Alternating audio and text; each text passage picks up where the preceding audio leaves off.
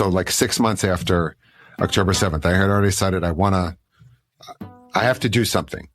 I have to do something that's going to express my Jewishness in kind of like, I felt more connected to it, like almost like in a punk rock way. Mm-hmm. Almost in a defiant way, but in an artistically defiant way.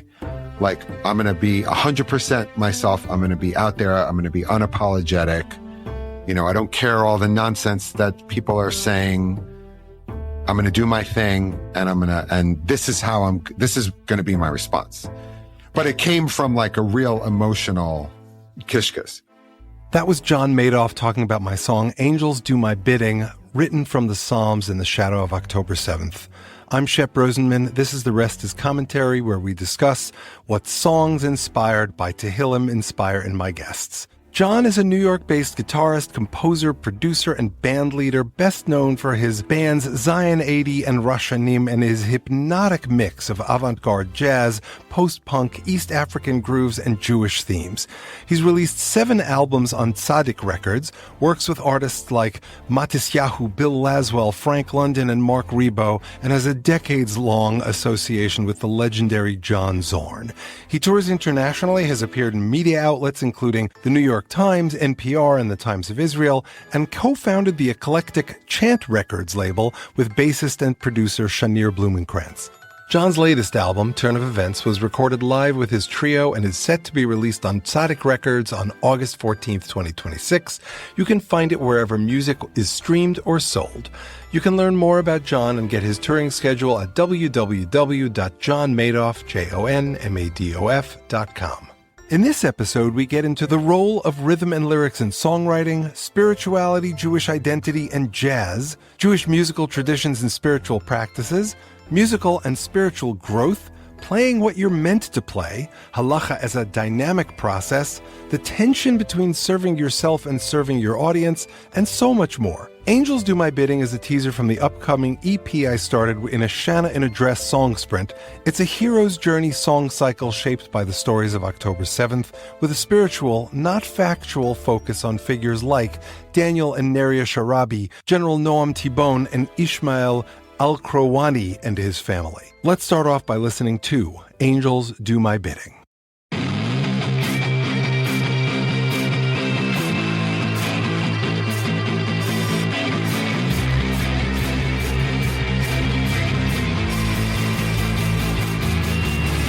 Your soldiers pile around me in the citadel. You thought I could be ridden like a horse and carousel. Your goons, your thugs, your clergy, they all think they're my judge. The guardians of mercy scoff 'cause they know I can hold a grudge. Angels do my bidding. Angels always do my bidding. Angels do my bidding.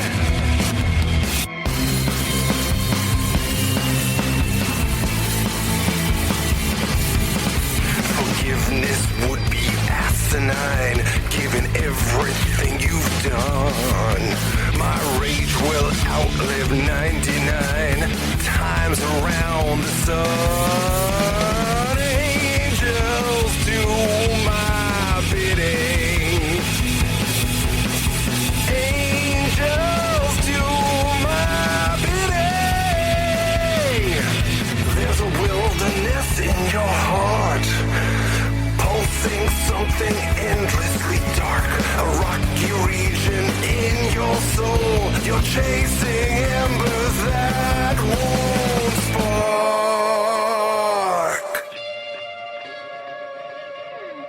Angels do my bidding, so my soul can be emitting a joyous song of sweet revenge, knowing that you have been condemned. Angels do my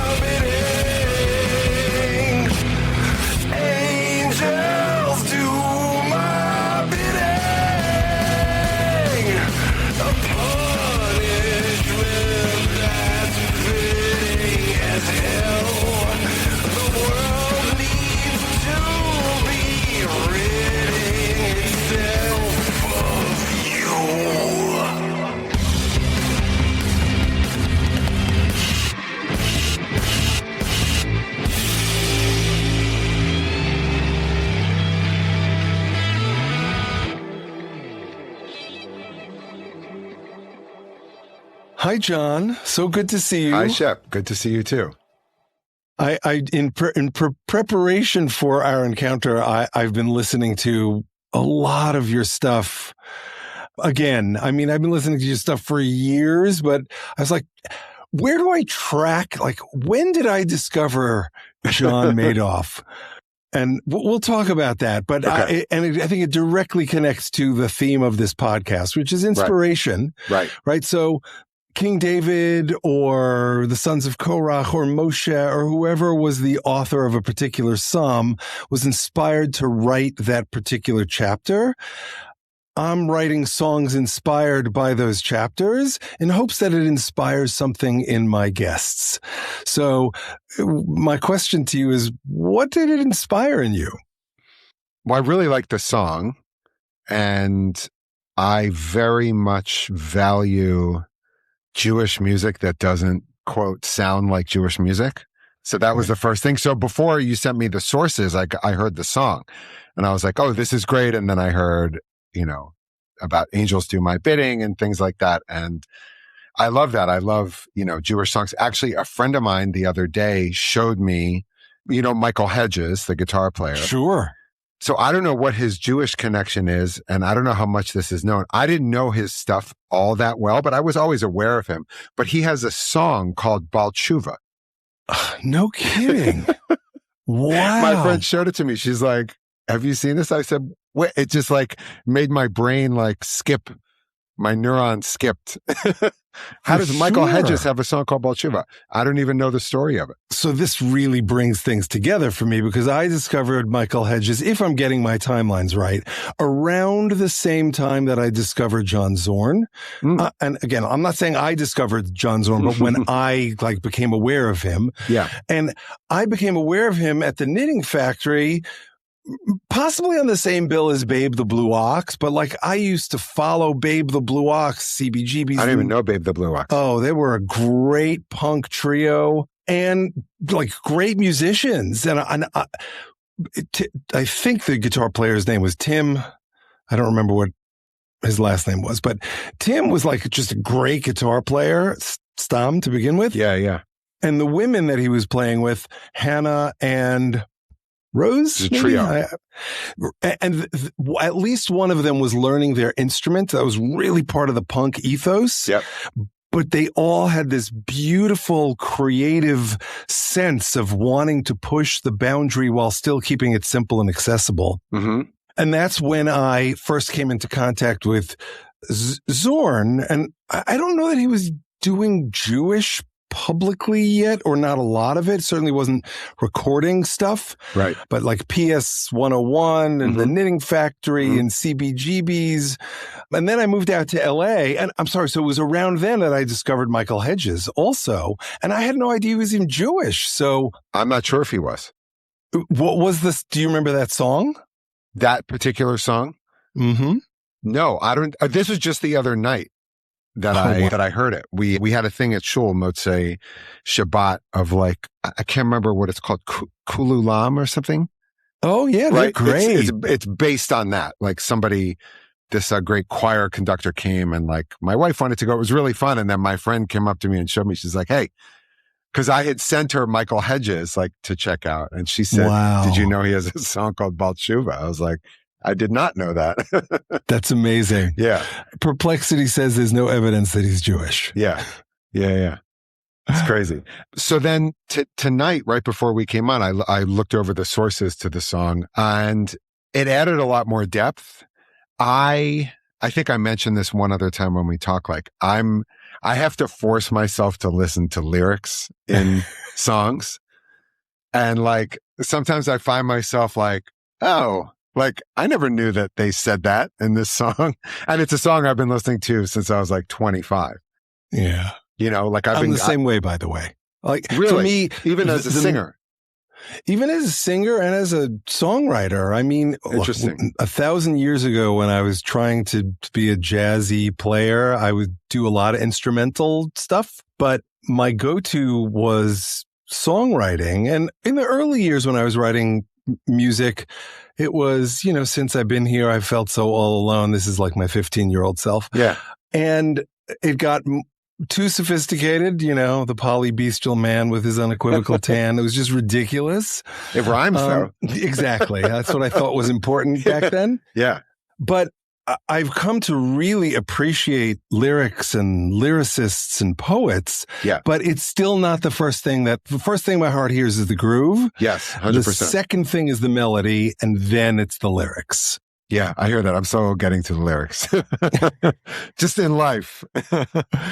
Well, you're a total groove meister. Yeah, that's what I respond to more than anything is rhythm. Always. Yeah. Yeah, since I was a kid.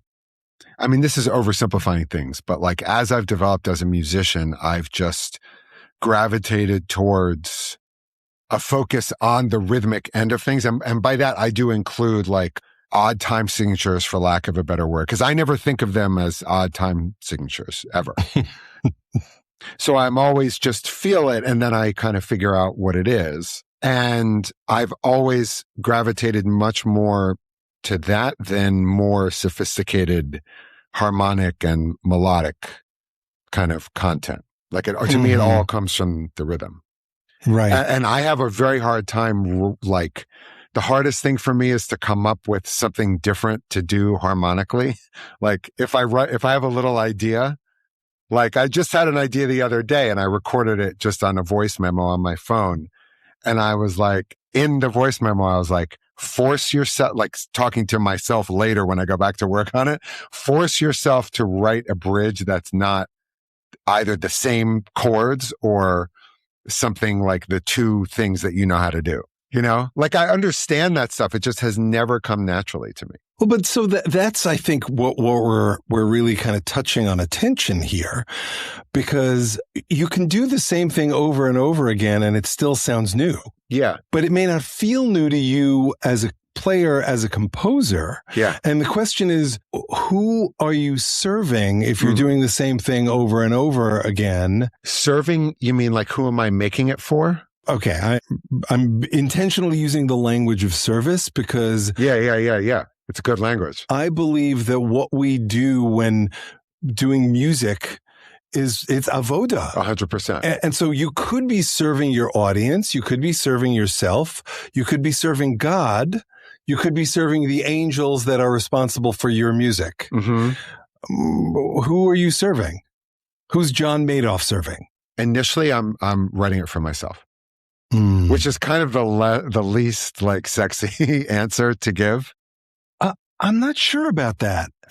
I feel like it, but I have a lot to say on this. I'm trying to Please. No, don't hold back. Bring it. Okay. Well, the first thing is I was listening to a great interview the other day with Twyla Tharp, who now I want to read her book because she's like 84 years old, going strong. She just, and she's very, very articulate about what she does. And I have come to appreciate that with artists. Sometimes that's rare that they can talk about what they do.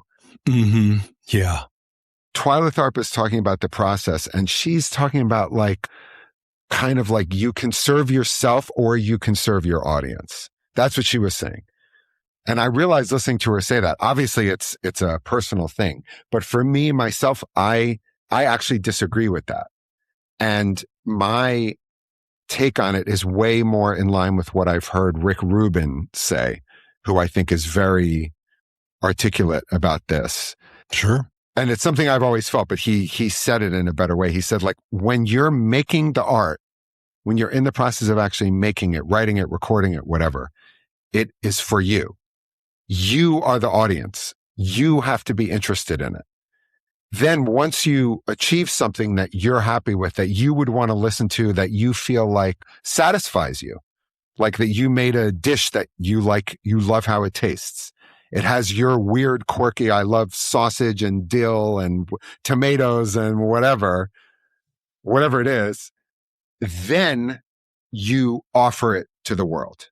The first thing you as the creator of that, or even if it's a cover, the first thing you're doing is telling that story.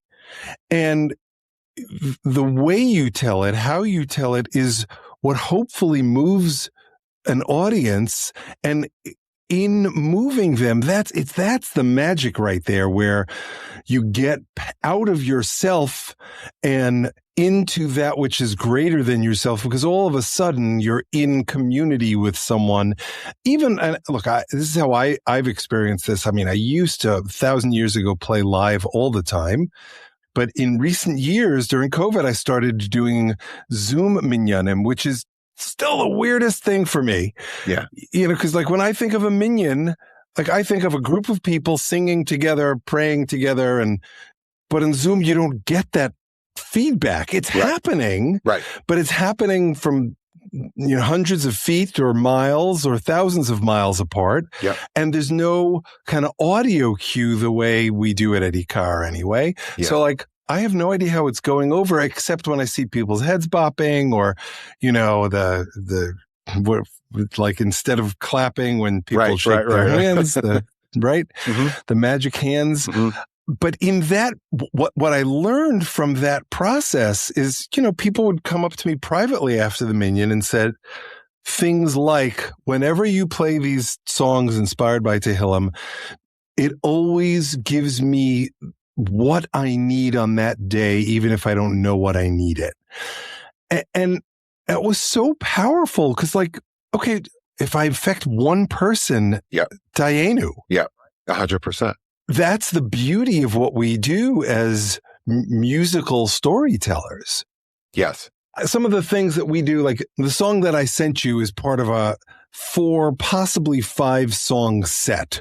So from time to time, a few times a year, like I do Fearless, and I do Shanna in a Dress, or Amy Speece, or Steve Seskin. Like I do various songwriting workshops. Oh. And this one comes from one that I did with Shanna in a Dress, where we studied Taylor Swift's Life of a Showgirl. Mm-hmm. And, 2 weeks, write 4 songs. So we did 4 out of the 12 steps of the hero's journey. And so the first step was the call to action. The second step was the internal dragon, like, overcoming your own fears. Yep. The third one is overcoming the external dragon. That's this song, Angels Do My Bidding.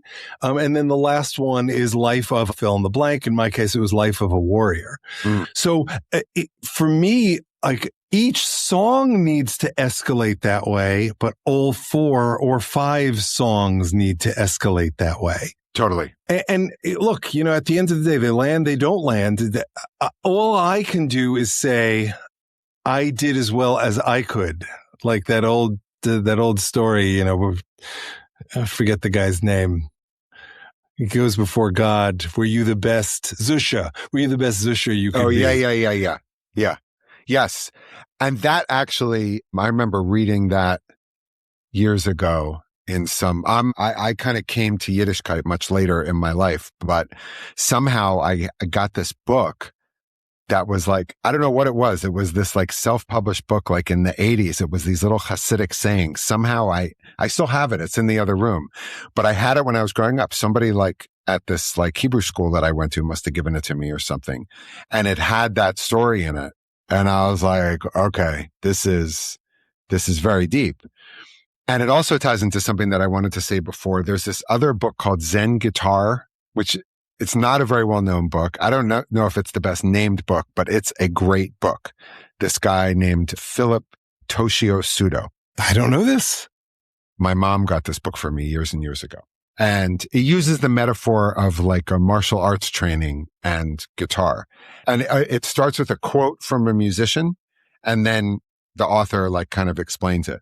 And my favorite quote in the whole book is that it's not even, the quote is from Neil Young, which is great, but he says, the way of Zen guitar is to play what you are meant to play, not necessarily what you want to play. Ooh, wow. And that really, really hit me when I read it years ago, because I wasn't playing what I was meant to play at that time. I was reaching for something that I wanted to play and that I thought I should play.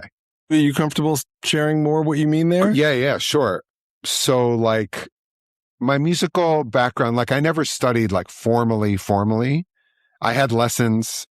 I've mostly just had teachers, like one-on-one teachers, which is perfect for me. But I did go to Oberlin I was at Oberlin in the 90s, but I wasn't in the conservatory. I was in the regular college, but I took classes in the conservatory. They also have a great English lit department. Yeah, they have lots of great departments. They had a great like Jewish and Middle Eastern studies also when I was there, and a fledgling jazz department. The jazz department in the conservatory was only around for like 4 or 5 years when I got there, which allowed me to like, they didn't really have all the barriers set up. So I studied with a lot of great teachers. We've covered so many topics, but I have more questions. Sorry for the loose ends, by the way, if you want. This is what I call Simon Rosenman storytelling. Digression after digression after digression. Okay, great. I'm in. So where are you on angels? Just in general? Like, do you believe in angels? Is your muse an angel? You're coming home from shul and, who's reminding you to be nice to your wife and kids? Is it John? Is it your Yetzer? Is it an angel? That's a good question. I mean, I never think about that concept in Judaism. Like, it never crosses my mind. Because I heard, like, Akiva Tatz, sure. Rabbi Tatz. So he has a very funny thing where he's like, yeah, anybody who grew up like in the West, like you talk to them about angels and all of a sudden you can see their eyes gloss over and they start thinking about these little like cherubic, like, babies like floating. And I like can't get that out of my head when you say angel. But what if I say malach, which means angel or messenger? Yeah. No, I think it's a beautiful, beautiful concept. And I know that it's really a part of our tradition. Like with many other things that, sometimes you hear something and you're like, I'm not really sure about that. But it makes sense that there are these forces in the world that don't really have their own autonomy and are like doing the bidding, like your song says, of like they're a conduit for something. That seems like, whether you understand it on some kind of metaphysical level or a metaphorical level or whatever, but I just don't find myself thinking about that. Although it does remind me, because when you had all the sources about angels, it did start me thinking about the Zorn Book of Angels project. Yeah. And just, and every song is named after a different malach. Yeah. Yeah. Well, so look, I think, you said you came late to Yiddishkeit. So yeah. Were angels part of beyond, Miracle on 34th Street or any right, of those? exactly, were right. angels part of your youth growing up?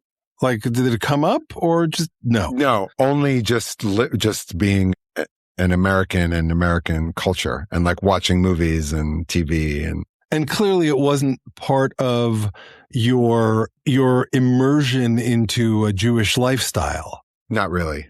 No. So are you comfortable talking about like how you got into the Jewish lifestyle?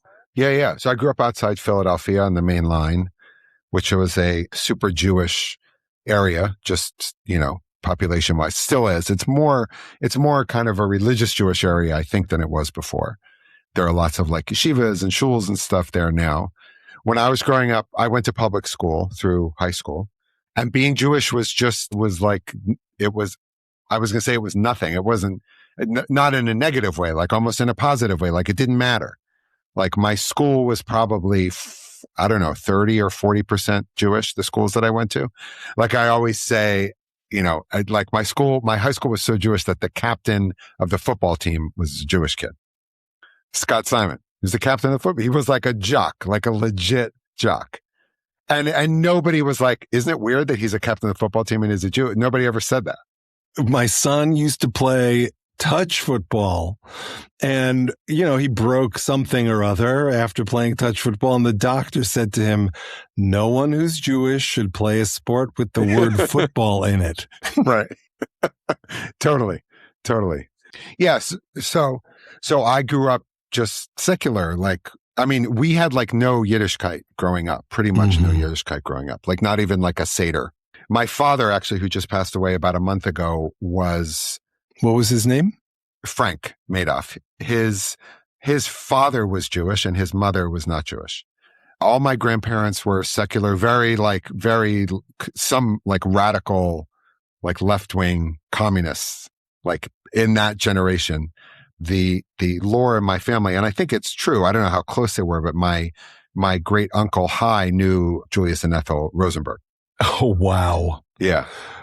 Yeah. Okay. You want to explain who Julius and Ethel Rosenberg are for those who don't know? Honestly, I should probably know more of the story than I do, but they were American Jews who I guess lived in New York. Yeah. Who were spying for the Soviet Union. Yeah.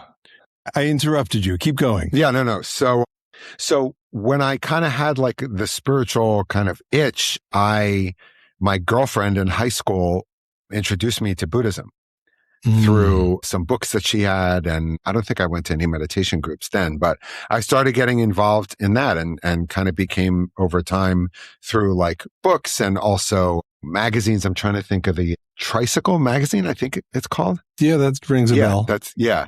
And then I started going on retreats at Buddhist monasteries and like considered myself a Buddhist and was serious, like practicing Buddhist for about 10 years. And over the course of that time, I met the woman who's now my wife. So she grew up a little bit more kind of Jewishly connected and identified. We met after college through a mutual friend. But when I was in college and spent a semester away, I went to India on a Buddhist studies program junior year, and she went to Israel. So I would have never thought to go to Israel on a study abroad program. Interesting. Not bad connotation, just like why? Like, what prompted her to do that? I think she took a Holocaust history class in school. And she grew up a little bit more Jewishly identified, also in an area. She grew up outside of Poughkeepsie, and she was much more of a minority in her school and in her community. So it was just something she was more aware of. And then when we were together for a while and decided that, maybe we wanted to get married, she said she wanted to have a Jewish wedding. And that was what started us. We met a woman who at the time was a student at the Reconstructionist. We had moved to New York, but then through a friend in Philly, we connected with a woman who was at the Reconstructionist seminary there. And she had never done a wedding before. And we were like totally new to Judaism. And it was a great match. She's a very like inspired person. And what's her name? Shoshana Lease. She's a rabbi. She's a Reconstructionist rabbi. So okay. So you got married by Shoshana. You're Jewishly curious at this point, but are still identifying as a Buddhist? Yeah. But then like eventually decided that I wanted to, kind of make a commitment to like learning and going to shul. We weren't really Shomer Shabbos yet until we got married in 2001, and we kind of were like, decided to be Shomer Shabbos in like 2003, 2004. That's, I think, around when I discovered you. Like you suddenly appeared on a Zorn record. Yeah. That's right. That's good memory. When I moved to New York, one of my goals was to like connect with Jon, with Zorn. Like how does that a goal? Like I would love that, but like I would never say that's a goal. I don't know. I just decided that I wanted to move to New York and I had started to hear about that scene, the Knitting Factory scene, for lack of a better word, the downtown New York scene. It's like the avant-garde jazz scene, but a very particular branch of it. Actually, the first person that I knew in that scene, just by happenstance, got a CD by a bass player, Mario Pavone. I don't know if you ever heard his stuff. Not very well known, but don't know him. Tremendous. He passed away a couple of years ago. I got to know him a little bit, like over his life. And then Thomas Chapin, who, do you know him? Yeah, I do. Okay, great. The saxophone player.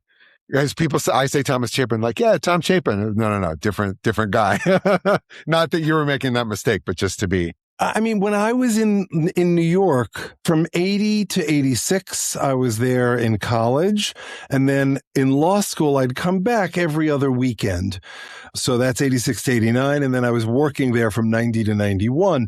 And I was hanging out with people like Adam Rogers, guitar player, Anthony Wright in Boston, from whom I learned all about George Esker Jeef and the Enneagram and all this stuff. Oh, wow. That like, the Orthodox kid in me was like, what's this?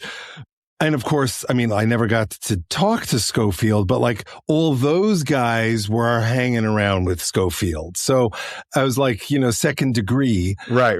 That was my world, and which is how I came to become aware of Zorn and that whole avant-garde thing.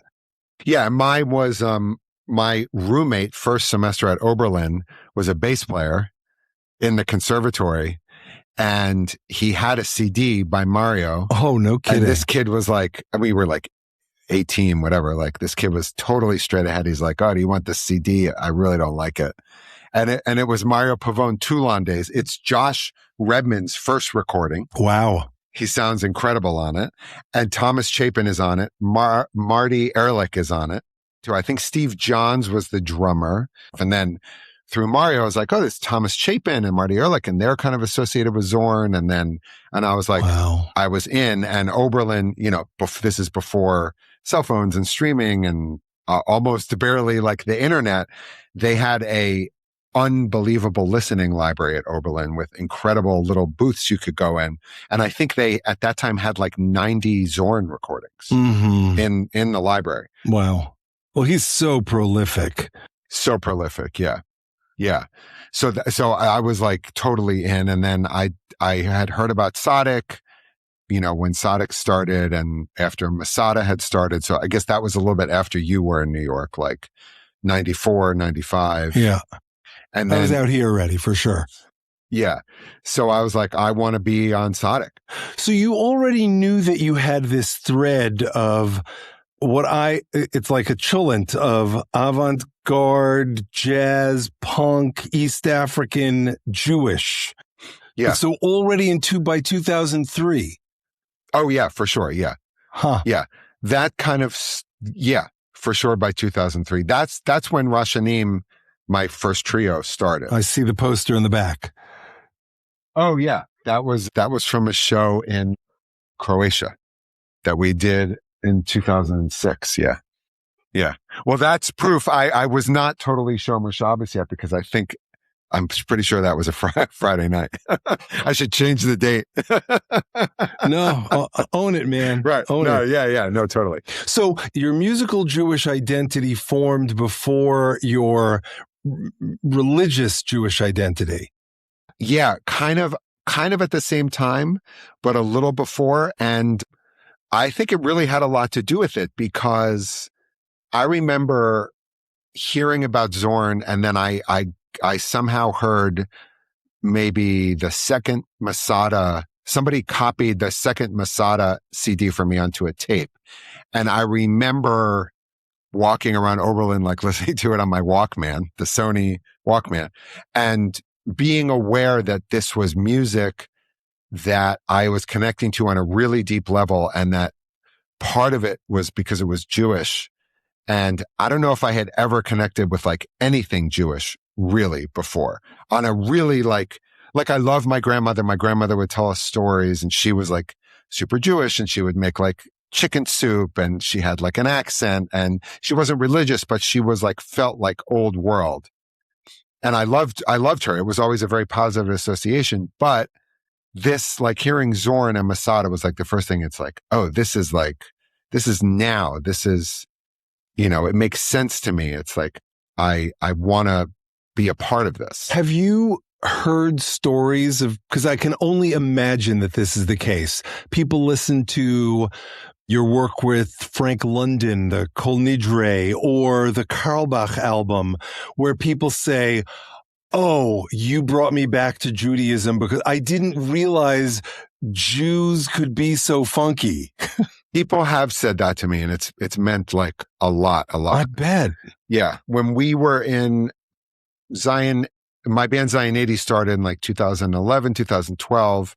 And in 2013, we played in Krakow at the Krakow Festival. Wow. And I remember we were walking around after the show, day after the show or something. I was walking around with Greg Wall, and this guy came up to us and he's like, yeah, I've never connected with Jewish music like this before. Like, I'm like, I haven't had this much fun since like my friends and I used to like, blow spitballs in Hebrew school. Like, something like that. And I told him, I said, that really, really means a lot.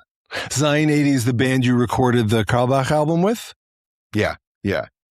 So that was after Rushanim. Zion 80 was like 2012. And then, I still kind of say it's on hiatus. We haven't done anything. We played it one thing last year, but like the active years were like 2012 to 2018, right. 2019. And somewhere in there, you also did, I don't know how you pronounce it, Blivet. Yeah. That does not read as explicitly Jewish to me. That's like a funk album. Yeah. I wanted a break from Zion 80. Okay. Got it. So I hired the bass player and the keyboard player from Zion 80. And then I really wanted to play with Matthias, who was the drummer in Rushanim. Mm-hmm. So he's on that record. Yeah. I just was like, I don't know I don't even remember what prompted it. I remember I had the idea. We were down in Florida with my in-laws and my kids were really little. And I called my brother and I was like, I just want to break from like Jewish music and like, cause Zion 80 was 10 people. And wow. I said, I feel like I should just make another record. Like, and I remember my brother being like, dude, do it. You got to do it. Just do it. So I did it.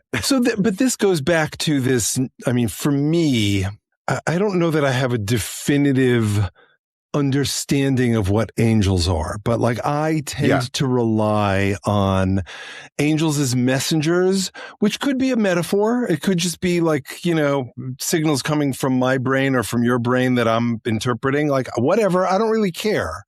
But that ultimately gets to your heart and your heart says, I want to do this. And so when you're improvising with, what's her name? Jessica, like you're in that heart place. And if your heart is saying, I just need to funk, you're going to funk. I need to Jewish, you're going to Jewish. I need to smash East African and Jewish, you're going to do that. Like it's not like you're saying, okay, let me see if I can do this Jewish, Eastern European Fragish scale in an East African rhythm. Let's see how that sounds. Like that's all head. Right. Yes. 100%. Yeah. That definitely resonates. And I think that's probably just kind of a slightly different way of articulating it. Mm-hmm. But yeah. And I really feel like it feels really bifurcated within me. A lot of times it's like, if I'm operating from the head place or the heart place, I know that's a very like kind of black and white way of looking at it. But sometimes that's kind of how it feels. And like, I just know like it was just cause it's fresh in my mind. It was last week that Jessica and I were playing, like we sat down, we talked for a minute, like, oh, we could do this, we could do that, as far as just some very basic ideas of like what we were going to play. Mm-hmm. She told me, don't make everything in the same key. Cause she's dealing with a guitar player. So right. like, or the same BPM. Yeah. It's like, it's not going to be all in the same key. It's either A or E. Like, that's two keys. Do you play in open tunings? Not really. I used to actually. Yeah. I love it. It's not something that I do that much. Uh-huh. Sometimes I'll tune down the D or something like that. But I find for me as a songwriter, I find that open tunings opens up new worlds and new possibilities and totally. But also in the same breath forces you to play something that you're comfortable with, whether it's the shapes that you're used to that create something new, or, you can't figure out how to go from the 1 to the 4. Well, okay, fine. I'm going to bar up to the 4th because that's all I know how to do. Like, so it's this opening and constraining at the same time. I want to offer you a way to think about the head-heart thing that perhaps you can relate to. And then I have a follow-up question. So here's the reframe I want to offer you. We are not instructed to put on tefillin on our heads. We are not instructed to put tefillin on our arms that connect to the heart. We're instructed to do both, even though they're separate. It's the combination of head and heart that I think is what allows us to be commanded in that sense. And so in that way, if you look at what Jessica is telling you, it's like, hey, you have a little bit of head, have a little bit of heart. Don't worry so much about where it's coming from. Just let it come. Yeah. No, that's very true because, I mean, ideally, like in the practice of doing music, the acquisition of technique is necessary, whatever that technique looks like. And the technique is, it could be something that's very on the surface virtuosic or not. Right. It's simply the tools that you need to do your thing, but there is a lot of head in the acquisition of that technique. And I realized after I played that gig that one reason I was able to feel so comfortable is because I had been, I've been on a good run as far as like practicing. Sure. Like literally my fingers were moving and I could move around on the guitar easily. Whereas I've played gigs before, like, I remember one time I have this new trio and we played after like Chag one time. After a 2-day Chag, it might have even been a 3-day Chag. I don't know if there were any 3-day Chags last year, but it was after a few days. And then like my drummer turned to me after the gig and he was like, we shouldn't play right after Chag anymore. Talk to me about your new trio. How did that come about? Like what's coming? I know a little bit, but other people might not. Yeah. And then also, you know what? Let me, because if I don't do this, I'll forget, just because you asked about the Yiddishkeit thing. So just basically after we got married, we started like just doing more and more and more, and then ended up finding, we lived in Park Slope, Brooklyn at the time. And we found this really wonderful shul that was like a really funky modern Orthodox shul with a Chabad rabbi. And the shul was populated by like a bunch of, I call them weirdos, but I mean that in only a positive way, right. Just like teachers and ex-Hasidim who came back and artists, and just we felt very, very, very comfortable and at home there. And that was really what kind of brought us into Yiddishkeit, that feeling of warmth in that community. Yeah. So anyway, and then we moved to Riverdale in the Bronx, and now we live in Westchester. Riverdale qua HIR, that community? Yeah. Exactly, that community. Yeah. Do you know Ellie Kranzler? And like, were you? Yeah. Big influence in my life. Oh yeah, he's great, amazing. Yeah, I mean, I knew him when we were there. I know him a little bit. I don't know if he's in. I feel like I saw him in Baca last year in Yerushalayim. I don't know if he lives there or I don't know. And Reb Avi is my cousin. Oh, he is? Yeah. That's on the awesome. Rosenfeld side of the family. That's great. And in full disclosure, I'm currently a board member at YCT. So like it's all geknippt and gebinden. Well, YCT is Yeshivat Chovevei Torah, which was founded by Rav Avi. Yes. Oh, and sorry. Also, last night, I have to give him a shout out. I don't know if he's going to hear this, but I was talking to Josh Hadayo last night.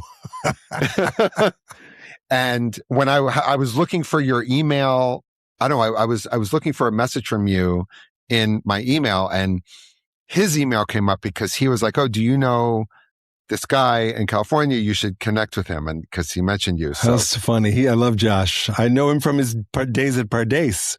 Yeah. So, okay. So the new trio. So during COVID, everybody was isolated by necessity. And I had started working on this solo project, and I was really focused on that. And I put out a few songs from that project last year. Was it last year? Yeah, last year. Just like 3 songs that I recorded on my own and everything. And I kind of was like, I had in my mind, I'm going to look at I really want to focus on this solo project, recording, producing, doing everything, playing all the instruments, doing all this stuff. And I wasn't really connected to the scene that I had been connected to with Zion 80 and everything. I was, a little bit here and there, but not really. And then October 7th happened. And after October 7th, one thing that I kept finding myself coming back to is I want to reconnect with people that I haven't been connected to, just lost touch with in this kind of scene. Obviously there's a Jewish component to that, but that I want to start a Jewish band. But I didn't know how it was going to be Jewish. I didn't know who I was going to play with. I didn't know any of that. And then I was at a Knicks game with my son. This was like, I guess, I'm trying to think when. It wasn't this past March. Yeah, it was March 2024. So like 6 months after October 7th, I had already decided I have to do something. I have to do something that's going to express my Jewishness in kind of like I felt more connected to it, like almost like in a punk rock way, almost in a defiant way, but in an artistically defiant way. Like I'm going to be 100% myself. I'm going to be out there. I'm going to be unapologetic. You know, I don't care all the nonsense that people are saying. I'm going to do my thing, and this is going to be my response. But it came from like a real emotional kishkas. So then I was at the Knicks game and I get this random message from this kid. He's like, "Hey, my name is Nate. I'm a drummer. I like your music. I'm playing a wedding in 2 months. Do you want to be in the band?" And like, I don't really play very many Jewish weddings, maybe like a few a year.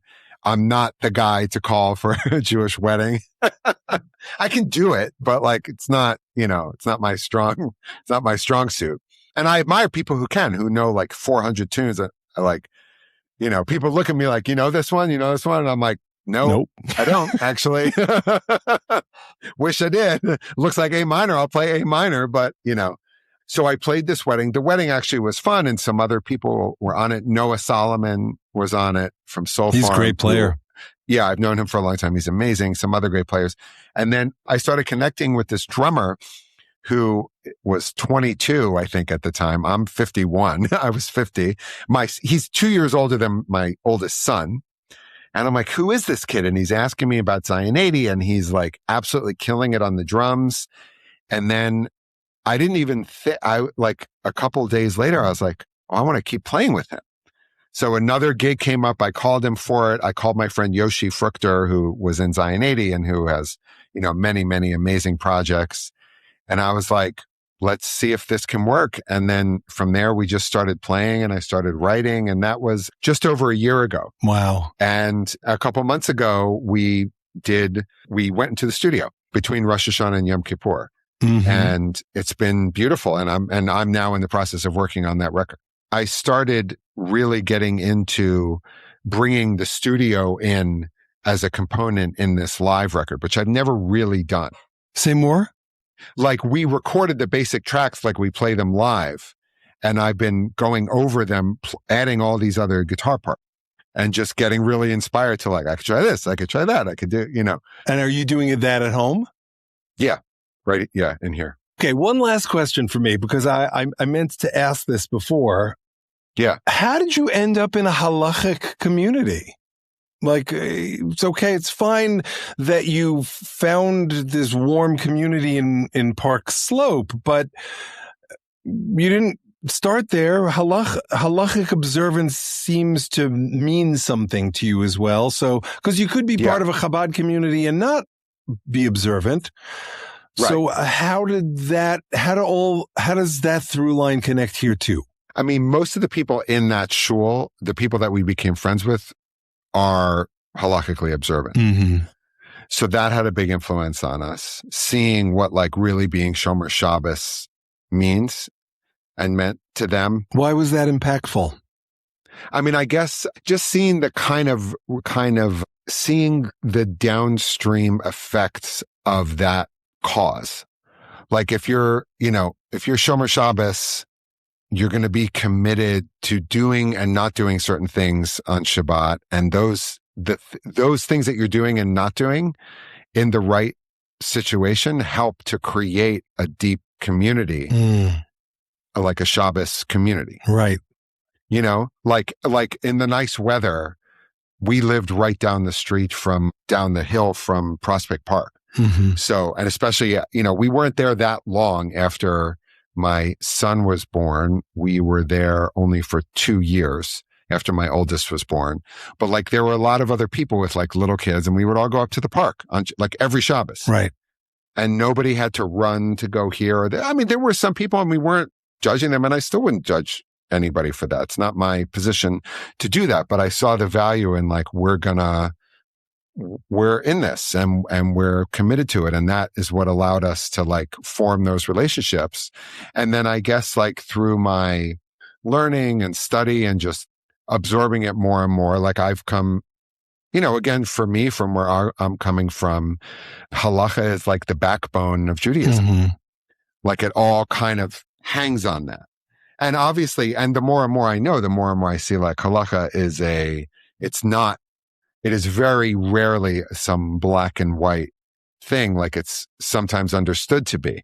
Like I learned with this friend of mine who I have mentioned before, he gives like this halacha shir online. What's his name? His name is David Nyberg. He's really, really a tzaddik, this guy. He's beautiful, beautiful person. Also Baal Tshuva. He's a drummer. Oh, nice. Yeah, it's an amazing person. And he, like, back in the day, like we would go to my wife and I would go to his house. Before we were Shomer Shabbos, we would go to his and his wife's house. They have like a kind of a little kiruv operation that's like just them. Wow. And like meals and discussions and shul and all this stuff. And like, he was like a big part in us becoming observant too, was meeting him. Yeah. So, but I'm sorry. But the end of that thought was that I said to him, we were talking about something in the class that he gives, and then it actually came up.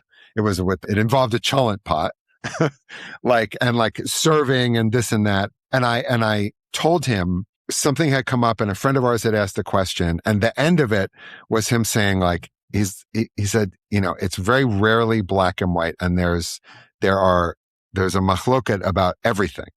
And that's how halacha actually works. Yeah. That's the process. And it's a very involved thing. Yeah. So, yeah. Well, in that way, another friend of mine is a guy named Rabbi Leon Wiener Dow, who wrote a book called The Going, which is really a good English translation of what halacha is. Right. Because walking would be halicha, right? But halacha it comes from the same root. It's the same verb that is told to Avraham, lech lecha. Right. Go for yourself, not walk for yourself, although some people translate it that way, but go for yourself.